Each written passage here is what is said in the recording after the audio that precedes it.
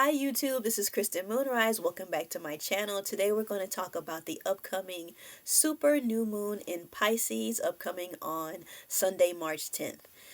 This is the last new moon of the astrological year, with Pisces being the last and the youngest sign of the zodiac. Linked below in the description box, you'll find my website where I am available and open for astrological consultations, as well as confidence, mindset, and spiritual life coaching. You have to forgive my voice a little bit. I'm getting over this bug that's going around, this non-COVID bug. So my voice is a little bit congested, but we're just going to go with it. So here I've got the physiological chart pulled up where every sign rules a part of the body. We go all the way through the body. And so with this being with Pisces being the last and youngest sign of the zodiac, it rules the feet. And so we'll start over again at the head next month in Aries season at the spring equinox. So what are the traits of Pisces? Pisces is a feminine, water, and mutable sign. The energies of Pisces is that Pisces is receptive, intuitive, emotional, and imaginative. The shadow side of Pisces is that Pisces can be very discontented, vague, and secretive. The dominant key word for Pisces is I believe, as this is a very spiritual sign. And so Pisces is the dreamy, spiritual, yet indecisive of all of the signs. So what does that mean for this? How do we apply that to this new moon? So I've got the natal chart pulled up here. The new supermoon in Pisces, Sunday, March 10th, right at 4 a.m. on the dot, Central Daylight Time, Houston, Texas. So again, this is daylight time, which means change those clocks. I believe it is that date, Sunday, March 10th, the same date as the new moon, where we do spring forward. So again, this is Houston, Texas, so your chart will look different depending on where you are on the globe. So all the planets we see here are clustered below the horizon. Everything below the horizon is everything that's beneath the ascendant and the descendant, which is the horizon, basically.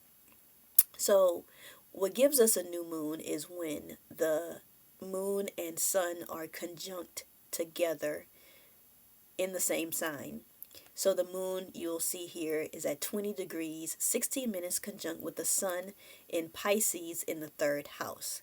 So we've got Pluto, Mars, and Venus in the air sign of Aquarius, Saturn, Moon, Sun, Neptune in the water sign of Pisces, Mercury just barely entering the fire sign of Aries at 0 degrees, Jupiter and Uranus have been hanging out for a while together in Taurus.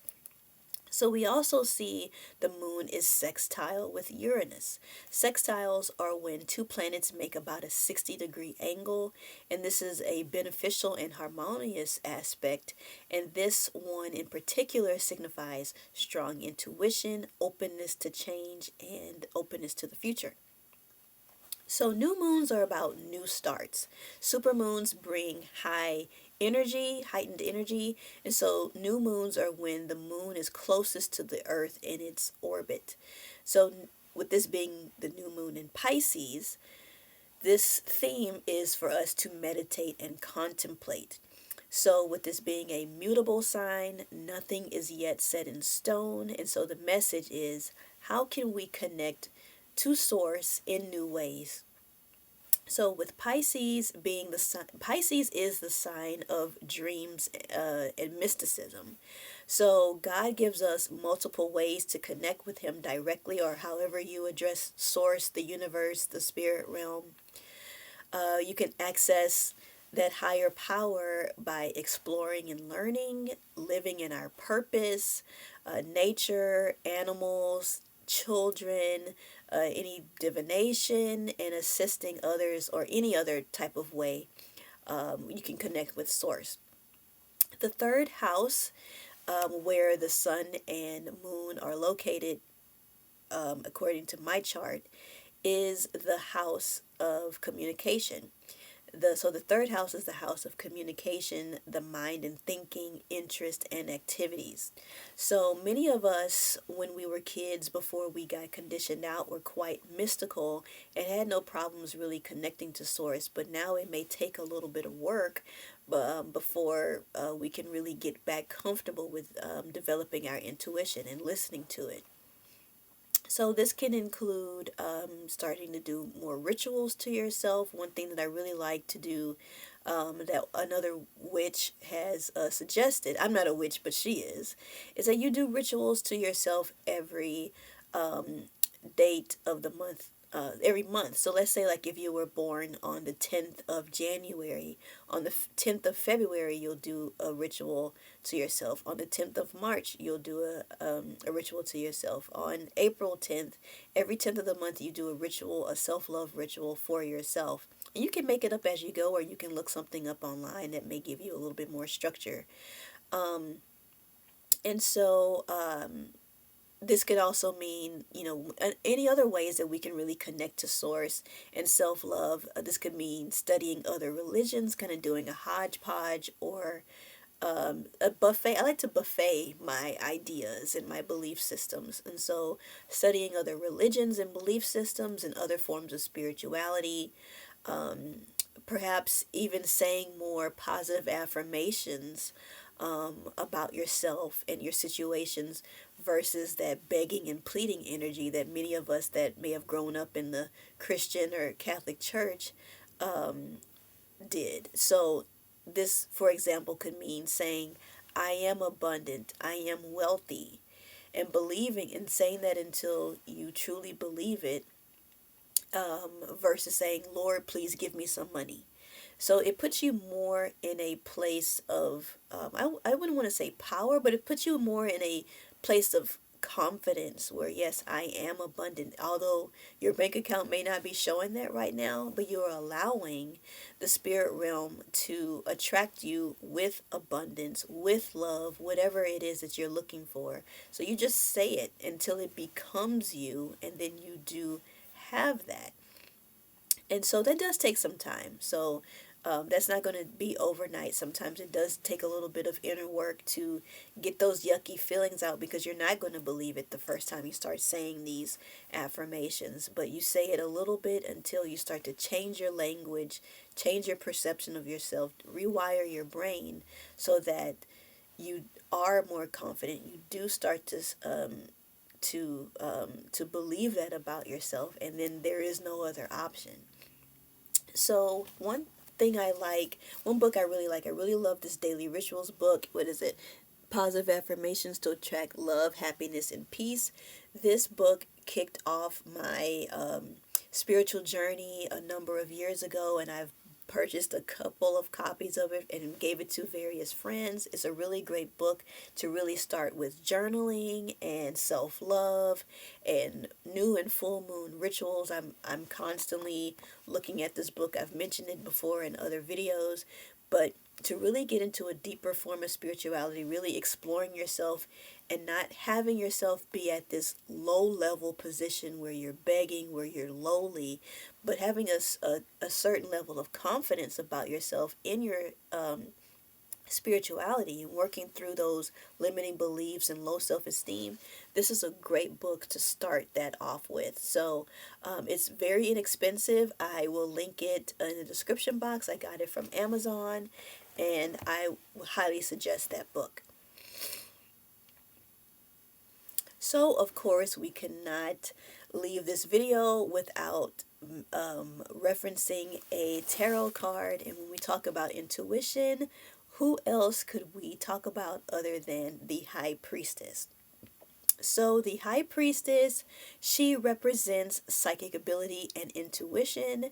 The moon seeks to awaken consciousness, be still and take to meditation, reflect to grow.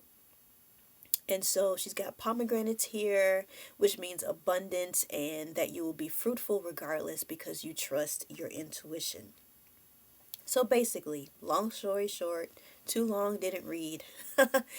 This is a mutable energy sign. Nothing is yet set in stone, so your spirituality or how you connect with God's source, the spirit realm, the universe doesn't need to be done in the same way that you grew up doing, or even how you connected with God last year may not be the way that you connect with God this year. So expect yourself to grow and evolve. Allow your spirituality to grow and evolve as you grow and evolve. So don't stress out about something being against maybe perhaps what you grew up doing, because chances are they're doing it too. So, me personally, I like to mash together my Catholic upbringing along with astrology and numerology, tarot, full moon rituals, and a lot of other things. I also journal, and I whatever feels good to me. So I feel amazing also when I give astrological insights to other people. That also gets me a spiritual charge, because I'm helping other people connect with who they are and get more insights about their personalities and their lifestyles and what directions to go into. So that helps me even connect more with Source as I help them connect with Source. And so God provided us all of these spiritual arts and sciences to have fun with. And so I will pull up this quote here by Alan Wilson Watts that says, "Man suffers only because he takes seriously what the gods made for fun."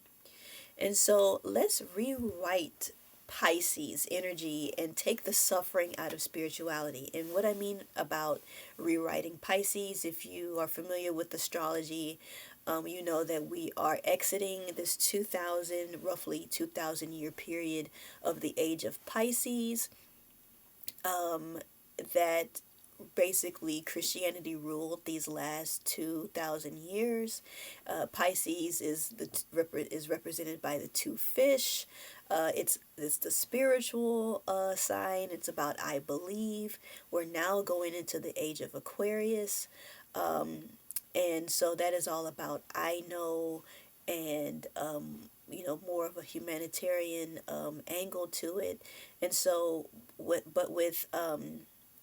we know about with Christianity dominating these last 2000 years, it has been a lot of suffering and a lot of sacrificing. And so we are really growing out of that believing that you need to sacrifice, and suffer in your spirituality into the elevated age of Aquarius of I know energy. And so also because the way that the ages are the way that we calculate the ages, they actually go backwards. So although we're going to go into Aries season next month, we're actually going in the opposite direction as far as the ages. And I've got a video on how and why that is, what that even is. So a lot of these destructive energies actually came from the previous age, the age of Aries, and brought from the Bronze Age or the Iron Age, the Stone Age, with the weaponry and the war. That has also flooded into the age of Pisces with dominating religion and suffering in that way. And so now we're going into the age of Aquarius, where we do have the opportunity to really let go of all of that heavy energy that has been about death and destruction and sacrifice and suffering, and we can really elevate ourselves to a more fun form of spirituality. So yes, again, have fun with your spirituality. Find out and ask yourself, what new ways can you connect to Source? What positive affirmations will you start to say to yourself? What new rituals will you start doing? Will you start journaling every morning? Are you going to start, maybe saying positive affirmations versus, praying for something to happen for you? And are you going to actually step up and be ready to receive what you want to make happen for yourself? So that's essentially the end of the video. You can definitely visit my website for booking if you like to work more with me on astrology and spirituality. And so I hope that you really did enjoy this video on the upcoming super new moon in Pisces on March 10th, Sunday. So definitely please like, share, comment, and subscribe, and I'll see you in the next one. Bye.